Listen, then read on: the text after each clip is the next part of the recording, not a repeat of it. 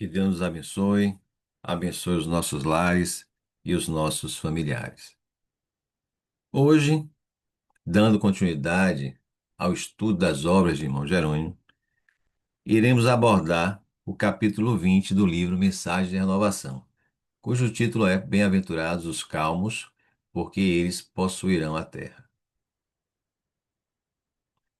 Essa mensagem que irmão Jerônimo vai nos trazer como título desse capítulo, nós iremos encontrar no Evangelho de Mateus, capítulo 5, versículo 5. É sempre bom lembrar que do capítulo 5 ao capítulo 7 de Mateus, nós encontraremos ali o Sermão da Montanha. E logo no início, no capítulo 5, nós encontraremos as bem-aventuranças. E no versículo 5 do capítulo 5, nós temos essa bem-aventurança. Bem-aventurados os mansos, porque eles herdarão a terra. E o título do capítulo do livro de Irmão Jerônimo é exatamente esse: Bem-aventurados os calmos, os mansos, porque eles possuirão a terra, eles herdarão a terra. Então, diante dessa afirmação do Cristo, desse título escolhido por Irmão Jerônimo para esse capítulo, Irmão Jerônimo vai nos trazer, logo no início do capítulo: pelo poder da palavra, determinamos o que queremos. Acredite que o poder divino tudo lhe alcança no tempo certo.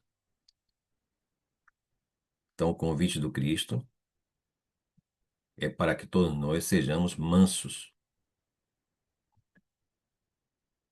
Que irmão Jerônimo coloca, calmos,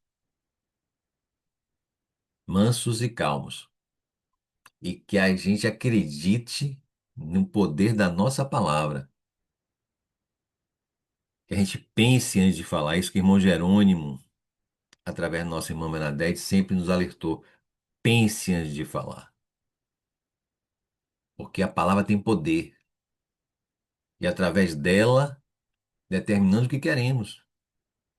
Então, se a gente alimenta dentro de nós essa calma, essa mansidão, nossa palavra, ela sai de forma mansa, calma, pacífica.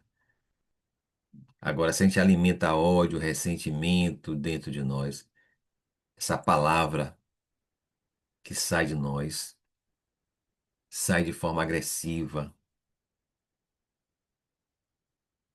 que termina prejudicando, termina maltratando o outro, mas também termina maltratando a nós mesmos, prejudicando a nós mesmos. A boca fala aquilo que está cheio no nosso coração, né? Da nossa boca sai a palavra de acordo com o que está no nosso coração. Não tem como ser diferente. Você pode até se enganar inicialmente, mas depois não tem como se enganar para sempre. Então, é necessário fazer o trabalho interno, a reforma íntima que o irmão Jerônimo tanto nos convida, né? Para gente trabalhar essa mansidão, alcançar essa mansidão, esse equilíbrio, essa calma dentro de nós. Para que nossa palavra possa também ser calma, pacífica, acolhedora, fraterna, solidária, né? A gente agregue, não separe. Acredite que o poder divino tudo lhe alcança no tempo certo. Para que o desespero? Acreditar em Deus. Deus é Pai, Deus é amor, Ele quer o nosso bem, não quer o nosso mal. Então, se nós estamos colhendo ainda frutos amargos, foram as nossas semeaduras do passado. Se você quer passar a colher frutos doces, saborosos, comece agora a semear esses frutos, através de suas ações, pensamentos e sentimentos. Tenha calma, que um dia você irá colher. Da mesma forma que você está colhendo hoje, frutos amargos. Se você mudar a sua semeadura, você vai passar a colher no futuro. esses frutos também que você está semeando hoje. Se o reino de Deus, diz irmão Jerônimo, habita em nós, por que o nervosismo? Que só serve para atrapalhar.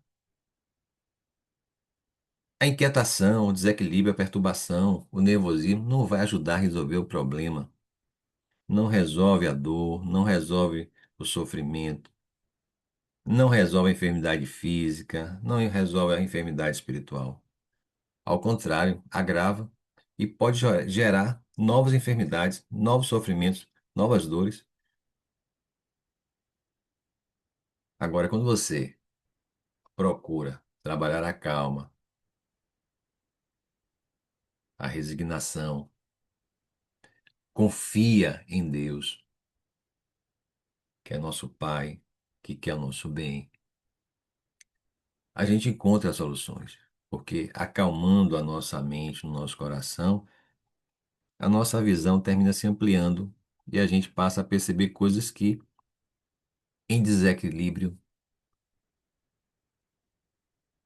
envolvido pela ansiedade, pelo nervosismo, pelo estresse, pelo corre-corre do dia a dia, a gente não consegue enxergar essa luz no nosso caminho. Então veja uma mudança de postura. Por isso que Jesus nos traz essa bem-aventurança. E a irmã Janine faz uma segunda pergunta.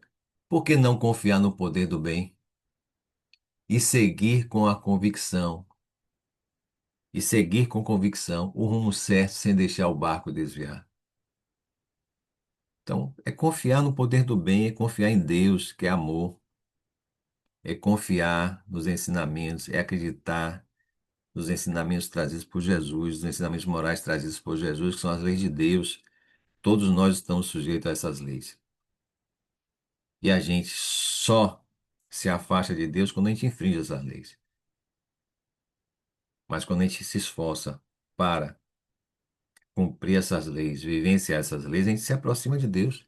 E quanto mais a gente se aproxima de Deus, mais confiança a gente adquire, mais força a gente adquire, mais fé a gente adquire.